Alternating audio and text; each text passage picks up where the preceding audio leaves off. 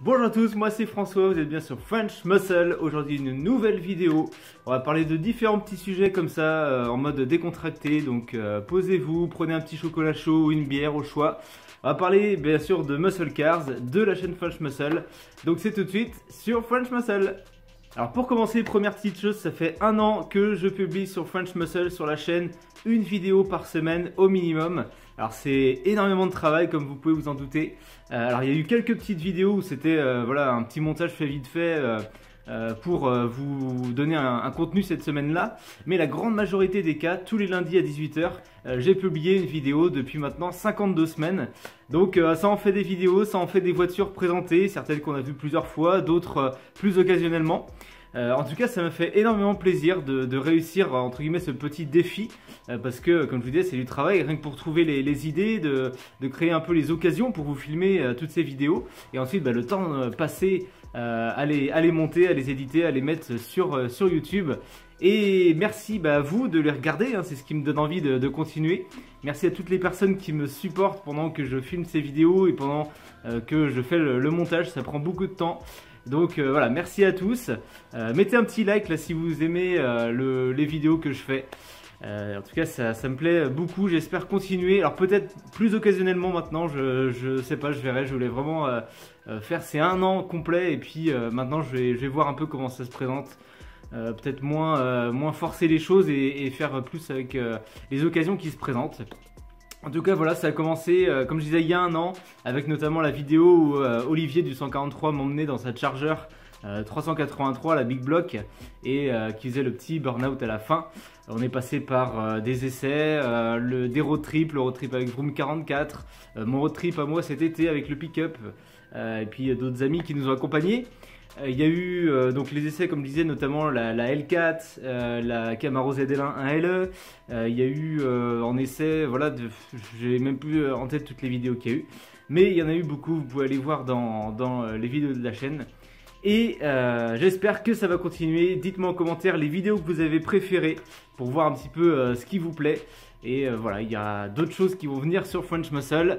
Et tant que ça vous plaira, tant que vous commenterez, tant que vous mettrez des likes pardon, eh bien je continuerai, mais voilà, en fonction des occasions qui se présentent. Maintenant on va passer à quelques petites news concernant l'univers des muscle cars en France et aux États-Unis. Et je vais vraiment aller vite sur ces news là. J'ai mon petit papier ici parce que tout ça vous le retrouvez sur Facebook dans des articles que je publie régulièrement, voilà, quand j'ai des informations. Donc allez voir, ça sera plus simple, vous aurez toutes les informations écrites donc sur la page Facebook French Muscle.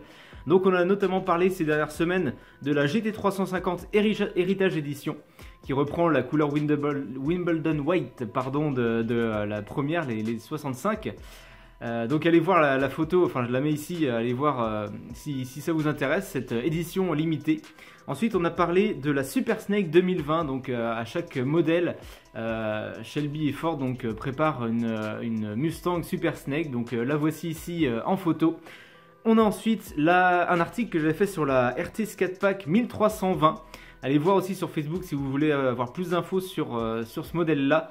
Qui est, et c'était le thème un peu du post, qui est plus rare qu'une Dodge Demon qui avait été faite à 3300 exemplaires. Donc je vous explique tout ça sur la page Facebook aussi. Ensuite on avait donc la première GT500 2020, donc le numéro de VIN 001 qui est surnommée la Green Hornet, et vous irez aussi voir un peu la référence, pourquoi est-ce qu'elle a ce nom là sur la page Facebook. Ensuite on avait fait un article sur la seule Dodge Demon Cabriolet qui a été préparée donc par une entreprise qui est spécialisée dans la conversion de coupé à cabriolet. Donc voici la photo de cette Demon. Dites-moi en commentaire ce que vous pensez bien sûr de tous les modèles là, dont je vous parle maintenant. Ensuite on avait une info sur une potentielle évolution de la Challenger, donc la prochaine génération, qui verrait éventuellement le jour en 2023. Bon, pour le moment ça reste des rumeurs. Mais voilà, la Challenger qui est restée assez régulière dans son design depuis 2009 va peut-être avoir une nouvelle évolution en 2023. Donc ça sera à voir dans les années qui viennent. En tout cas, j'en profite là pour parler de ce sujet-là. Je vois beaucoup sur Facebook et les réseaux sociaux de gens qui partagent des articles genre ah voilà la future Plymouth Cuda qui arrive en 2020, machin, le futur Charger 2 portes coupé exceptionnel qui arrive. C'est des articles pour la plupart qui sont juste des fakes en fait. En plus ils sont partagés depuis des années, c'est censé être la nouvelle Cuda 2017-2018, vous retrouvez tous les ans ces articles là. Vérifiez avant de partager des choses comme ça, ça peut être fun pour vous, voilà, c'est drôle, peut-être un futur modèle. Dans la plupart des cas, quand c'est pas publié par un site reconnu, voire même la marque, la plupart des cas c'est juste du fake, c'est juste pour vous faire cliquer, liker. Vraiment vérifiez vos sources. Je dis ça par rapport aux muscle cars, mais c'est vrai sur tout ce que vous voyez sur les réseaux sociaux, hein, c'est pas pour vous faire la leçon, mais vérifiez bien parce qu'il y a tellement de fake, de gens qui utilisent vos likes et vos réactions à chaud pour partager leur publication. Donc voilà. En tout cas, ça, je le dis, moi, quand c'est des rumeurs, je le dis bien, attention, c'est juste une info qu'on a comme ça, rien de confirmé, mais peut-être la future Challenger en 2023. Ensuite, on continue, donc j'avais fait un article aussi sur les ventes de muscle cars en 2019, donc vous verrez sur Facebook aussi les évolutions. La Mustang qui reste bien sûr en tête, et ensuite vous verrez ce qui se passe aux 2 et 3e places avec la Camaro et puis la Challenger. Ensuite, donc il y a eu, et j'ai fait là des directs et pas mal de posts là-dessus, et même une vidéo qui a bien marché d'ailleurs, sur la vente de la Mustang Bullitt, donc une des 2 qui a servi au tournage du film. Donc dans la vidéo, je disais un peu mes impressions. Alors déjà, je donnais des informations sur l'histoire de cette Bullitt, comment est-ce qu'elle a servi dans le film, qu'est-ce qu'elle est devenue depuis toutes ces années. Et ensuite, je donnais mes impressions sur cette vente, du coup, qui a été vendue donc à 3,74 millions de dollars avec les frais chez Mecom. Voilà, allez voir si vous voulez, revenez un peu en arrière sur mes publications Facebook, vous verrez toutes les informations là-dessus, vous verrez le direct de la vente aux enchères, et puis la vidéo sur YouTube aussi si ça vous intéresse. Ensuite, donc, on avait parlé d'une édition spéciale de la Camaro qui va venir là pour 2020, l'édition Shock and Steel. Donc c'est une Camaro avec 2 couleurs, un gris et puis un jaune fluo, jaune ouvert fluo, voilà. Alors là, les photos que vous voyez, donc c'est une version. Normalement, elles auront des bandes là de la couleur opposée, si vous voulez, sur le capot. Voilà, dites aussi ce que vous pensez de cette édition spéciale. Alors c'est vrai que c'est la tendance en ce moment de faire des couleurs ultra flashy. Moi j'aime bien. Maintenant, dites-moi en commentaire ce que vous en pensez. Alors on continue, c'est bientôt fini. J'avais fait un petit post un peu humoristique sur les splitter guards de chez Dodge. Donc vous voyez peut-être sur les Demon, les Challenger Scat Pack, etc. Ces splitter guards, donc, qui sont des protections jaunes sur la lame avant. Et Dodge en fait avait dit plusieurs fois c'est juste des protections, hein, faut les enlever. Et beaucoup de gens les laissaient parce que c'est vrai que niveau look, certains aiment bien. Moi j'aime bien, ça me dérange pas. Comme je disais dans le post, si j'avais la chance d'avoir une de ces voitures là, je pense que je les enlèverais. Et puis je mettrais un petit covering, un petit liseré jaune, parce que sur certains modèles avec certaines couleurs ça leur va très bien. Donc voilà, et donc Dodge, pour parer un peu cette chose là, mettent maintenant apparemment des splitter guards, donc des protections roses. Et bon, je ne sais pas si ça va marcher parce qu'il y en a plusieurs, je ne sais pas si c'est pour rire ou pas, sur ma publication qui ont mis, moi j'aime plutôt bien le noir et le rose, ça va plutôt bien ensemble. Donc Dodge, si c'était leur intention de faire enlever cette protection aux gens, c'est peut-être loupé. Alors maintenant, une petite info sur, encore une fois, la page Facebook. Si tout va bien, donc quand je publierai cette vidéo, j'ai fait un post où je récupère les photos de vos muscle cars en photo, donc en commentaire.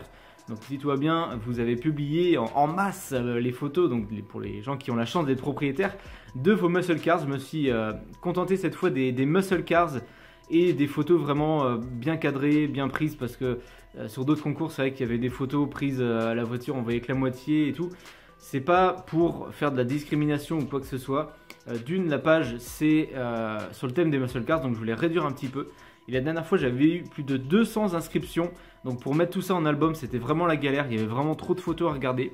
Donc cette fois, je vais me contenter de moins de photos pour que vous puissiez vraiment voir des modèles qui concernent French Muscle et des photos qui sont à peu près bien prises. Donc si vous regardez cette vidéo lundi ou mardi, donc le concours sera peut-être pas encore commencé, j'aurais peut-être pas mis la publication.